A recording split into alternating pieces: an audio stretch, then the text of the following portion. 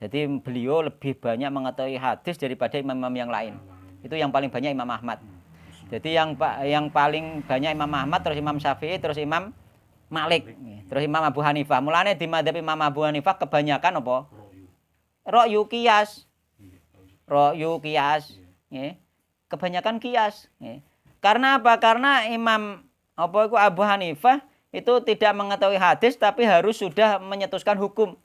Harus berfatwa. Jadi dengan qiyas. Rata-rata mereka itu qiyas, pakai qiyas. Mulane ketika seorang ustadz pun urung roh dalil nganggo qiyas sebenarnya juga boleh.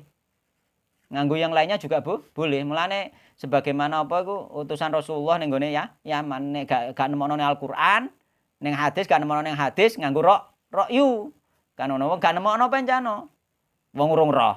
Nek gong roh gak apa-apa. Mulane iku lah hukum ijtihad salah gak apa-apa kan ngono. Hukum ijtihadnya salah untuk ganjaran siji, bener untuk ganjaran loro nggih.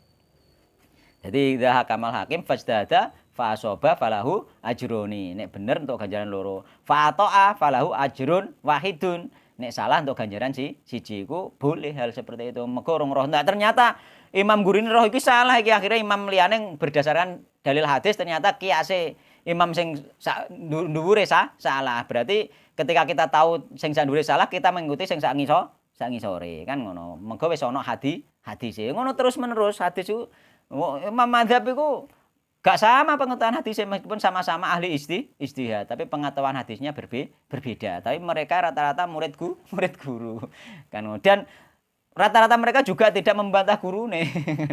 Meskipun nanti mereka berfatwa yang berbeda karena mereka lebih tahu kan gurunya kan rong tahu masalah kan gak masalah kan. Berbeda gak masalah mereka asal gurunya rong tahu. Mulane Imam Syafi'i ngaten muni idza sohal hadis bahwa madzhabina ono hadis sahih iku madzhabku meskipun gak roh kok aku sampean. Nek iku hadis sahih madzhabku. Mulane seandainya Imam Ahmad itu mengeluarkan hadis yang dulu Imam Syafi'i gak mengeluarkan dan menjadikan madzhab jadi madzhab Imam Ahmad sebenarnya itu juga madzhab Imam Syafi'i kan ngono. Sebenarnya juga madzhab Imam Syafi'i karena memang saya muni piye idza sahal hadis bahwa madzhabi ngono lho. Jadi sebenarnya mereka itu enggak ada masalah sebenarnya mereka itu. Yang ada masalah orang yang di belakang, orang awam rata-rata yang jadi masalah sithik masalah dadi ini kan. Ya, jadi Imam Imam Syafi'i kan ngono idza sahal hadis bahwa madzhabi.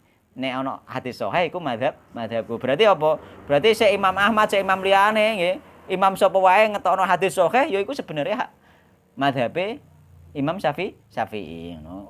Orang yang mengikuti hadis sahih berarti bermadzhab kepada Imam Syafi'i secara hakikat. Meskipun Imam Syafi'i gak berfatwa seperti itu karena Imam Syafi'i memang ada kemungkinan belum tahu hadis itu atau tahu tapi belum tahu kesahihannya kan bisa meneliti masih dalam penelitian. Kadang-kadang ulama kibian kan di ulama hadis ana meneliti ki sahih ternyata diteliti berikutnya enggak sahih. Atau kadang-kadang diteliti dhaif ternyata diteliti terus ana penguat-penguat yang lain dadi hasan ligorihi kadang ngono.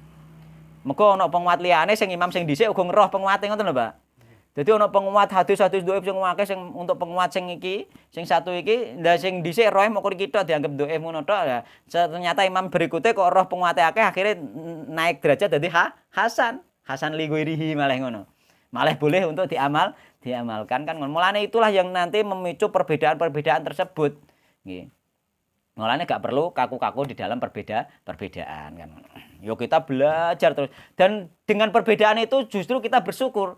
Dengan banyak perbedaan di kalangan para ulama itu bersyukur kan apa dengan perbedaan yang kita ternyata berbeda dengan dia akhirnya kita mencari terus kan. Belajar terus mosok iya ya akhirnya kan belajar dengan belajar kita tambah ilmu ngono lho. Jadi itu hikmah dari perbedaan itu sebenarnya memotivasi kita untuk terus belajar. Penasaran kan? Pelajari terus sesuatu yang masih menjadi pelajari terus sampai bener-bener bisa sampai ahli terus nanti sesuatu iku nek sampean wis ahli roh ilmune tenanan terus sesuatu iku engko nanti sing sampean mantep di situ nggih. Nah itulah sampean sing berkewajiban melakukan kemantepan berkewajiban melakukan amalan sesuai keilmuan masing-masing. Kita kan mengamalkan ini sesuai keilmuan kita. Kan ngono. Ora sesuai anut-anutan saja kan ngono. Masalah mulane belajar iki ning kono sesuai keilmuan kita. Mulane kadang-kadang amalan kita sendiri mbek ustaz sing wis gede kadang beda. Seolah-olah salah kadang ternyata gak salah kan ngono kadang-kadang. Sing wong awam yang ngeroh sithik-sithik rata-rata kadang-kadang kono salah padahal gak salah kadang-kadang. Mulane kita belajar terus dan wong sing nyalahno iki sebenarnya yo gak salah karena dia menyalahkan sesuai ilmune dhekne kok.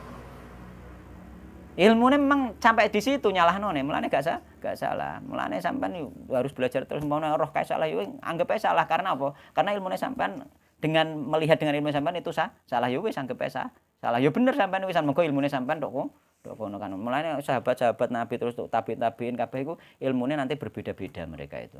Dan mereka mengamalkan sesuai ilmu yang diketahui. Mulane termasuk Imam Abu Hanifah mengamalkan sesuatu yang tidak diamalkan Imam Malik karena apa Imam Malik wis ngerti hadisnya Imam Abu Hanifah go ngerti kan ngono. Nah, kan enakne ngono longgar nggih. Oh ngantek jam 09.00 memang mulaine telat kok karo dene terakhir ya iki bar iki libur.